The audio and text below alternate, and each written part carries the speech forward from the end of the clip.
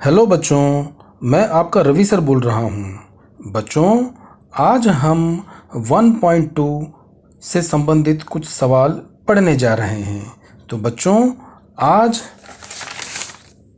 1.2 में एक प्रमेय है जिसका नाम है त्रिभुज के कोण समद्विभाजक का गुणधर्म। बच्चों, यह प्रमेय भी है और इस प्रमेय पर आधारित सवाल भी हमें हल करना है। तो आज हम ये सीखेंगे कि इस प्रमेय की सहायता से हम सवाल कैसे हल करें। तो मैंने यहाँ पर नोट लिख कर समझाने की प्रयत्न की है, आप ज़रा समझने का प्रयास करें। यहाँ पर त्रिभुज लिखा है बच्चों, तो हमने त्रिभुज बनाया है। त्रिभुज में 3 कोण होते हैं, जैसे कि त्रिभुज ए में पहला कोण ए है, दूसरा कोण बी है और तीसरा कोण सी है। तो इन 3 कोणों में से हमने कोई एक कोण को समद्विभाजक करना है। मान लो हमने यहाँ पर ये आप देख रहे होंगे, कोण बी में 2 भागों में हमने बांटा है। जब एक कोण को 2 भागों में बांटते हैं तो उसे हम उस कोण का समद्विभाजक कहते हैं। तो प्रश्न में हमको जानकारी दी गई होगी जिसे हम दत्त कहते हैं। जैसे त्रिभुज ABC में ये 2 समान भागों में कौन बांट रहा है? यह है किरण BD। किरण BD यह कोण B का समद्विभाजक है।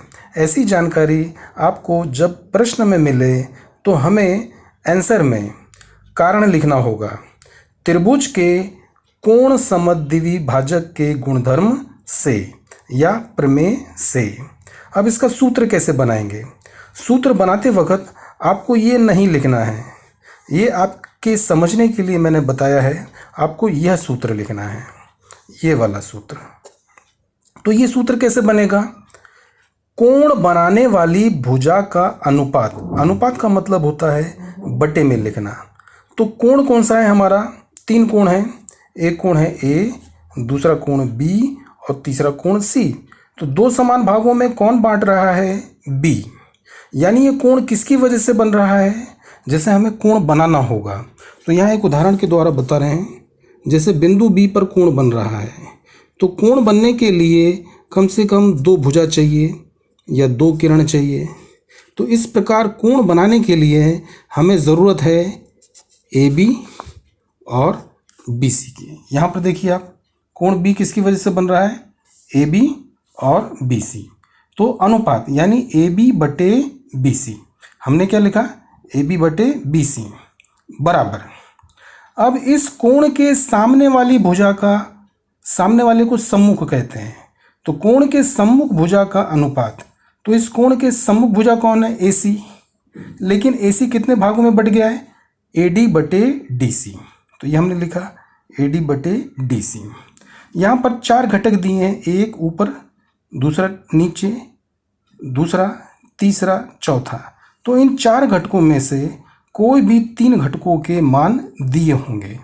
अब बच्चों, इस गुणधर्म या इस प्रमेय के आधार पर हमें सवाल हल करने हैं। अब 1.2 का तीसरा सवाल, क्योंकि पहला सवाल समानुपात से संबंधित है तो बाद में करेंगे। तो 1.2 का तीसरा सवाल, प्रश्न लिखा है त्रिभुज MNP में, अर्थात ये प्रश्न दिया है और इसके अंदर ये आकृति भी दी है। तो प्रश्न में क्या लिखा है? त्रिभुज MNP। ये रहा त्रिभुज MNP। अब यहाँ पर रेख NQ कोण N की समद्विभाजक है। यानी कोण N को 2 समान भागों में कौन बांट रहा है? NQ। तो 2 समान भागों में कौन बट रहा है? कोण N। ये देखिए कोण N है, इसे 2 समान भागों में कौन बांट रहा है? NQ। तो जब ऐसी स्थिति बनती है तो हम क्या लिखते हैं? उस त्रिभुज में, पहले प्रश्न की जानकारी बताएं, क्या बताया है प्रश्न ने? जो हमको बताया है उसे एक बार प्रश्न में लिखेंगे।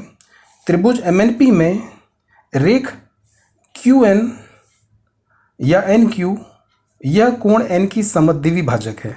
ये हम नहीं कह रहे हैं, दत्त है, प्रश्न में जानकारी दी है। जब प्रश्न में जानकारी हमें प्राप्त हो गई कि कोई भी रेखाखंड या कोई भी किरण किसी एक कोण को समद्विभाजित करता है तब हमें कारण लिखना पड़ता है। जैसे कि पिछले नोट में हमने पढ़ा है, तो कारण क्या होगा? त्रिभुज के कोण के समद्विभाजक के गुणधर्म से। अब सूत्र बनाना है, तो सूत्र कैसे बनेगा? जैसे कि पिछली बार हमने नोट में सीखा, उस कोण को ढूंढे हम जो दो समान भाग में बट रहा है, वो कोण ये है। तो इस कोण को बनाने वाली भुजा कौन है? MN और PN। तो इस कोण को बनाने वाली भुजा MN बटे PN बराबर। अब इस कोण के सम्मुख भुजा, इस कोण के सम्मुख भुजा कौन है? MQ बटे QP। अब बच्चों इसमें प्रश्न में जो मान दिए हैं वो रखना होगा। MN का मान है 5, रख दिया, बटे PN का मान है 7, इसे भी रख दिया, बराबर MQ का मान है 2.5, ये भी रख दिया। QP का मान हमें ज्ञात नहीं है, तो हमने QP को वैसे के वैसे ही लिखा। अब हम त्रिय गुणा करेंगे, 5 का गुणा QP में बराबर 7 गुणे 2.5। अब शब्दों को एक तरफ, अंकों को दूसरी तरफ। तो QP का मान ज्ञात करना है। यहाँ पर 5 गुणे के साथ है, जब गुणे का चिन्ह है तो 5 बटे के नीचे जाएगा, और ऊपर था 7 गुणे 2.5। अब ये अढ़ाई है, अढ़ाई से हमने 2.5 को 5 से 2 बार हमने काट दिया, तो बचा कितना? QP बराबर 7 बटे 2। 7 का आधा होता है 3.5, तो ये हमारा उत्तर हुआ। अब इसी पर आधारित हमें गृह कार्य करना है, जो 1.2 के छठे सवाल, तीसरे सवाल और 9वें सवाल में है। ये आपके लिए गृह कार्य। तो बच्चों अच्छे से पढ़ाई कीजिए, अपना भी ख्याल रखिए, पूरे परिवार का ख्याल रखिए। All the best.